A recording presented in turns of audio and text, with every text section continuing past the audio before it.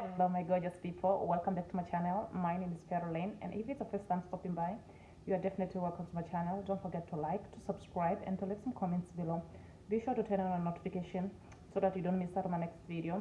In today's video, I am going to talk about, do white people understand dowry? Because like normally in Africa, once when you marry a lady, you have to pay like a dowry to the family of the lady. So I'll start by saying, and by no means is this video sponsored, and everything I say in the video is of personal experience, so don't take this video for serious, because I'm just like giving my opinion. Everybody has got the right to give their own opinion. As you know, this is my platform. I'm allowed to say what I want, on my platform. So I'll start by saying that it's not all white people who understand that back in Africa, once when you marry an African lady, you have to pay dowry. So some other white men, they think that once when you tell them that you have to pay a certain kind of amount of money, or you have to bring like properties. When I say like property, like jewelries, that's very important in Africa, and it's very common. I think it happens in many African country. I don't know about other country, but back in my country it happens. It's very important because that's just like a part of blessing, because normally once when you marry a lady back in Africa, you have to bring out cows. That's part of dowry.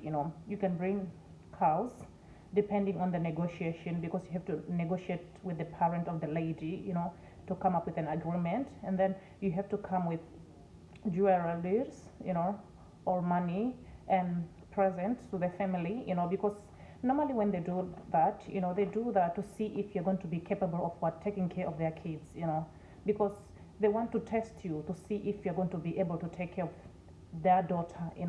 And the other thing that why they do those things, is because of the ancestors. They do those things, like as a, just like appreciation that, you have to give them like cows, appreciation that you are marrying their daughter. It's like they are the ones who have raised that lady to become who she is.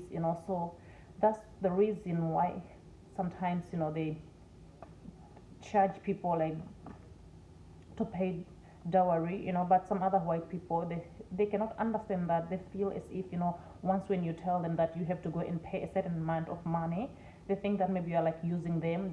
They don't understand the culture. But let me tell you, white people, for some of you who are confused, when you marry an African lady, it's a must. You have to pay dowry to the mother-in-laws or to your father-in-laws. It's an African culture. It's very important.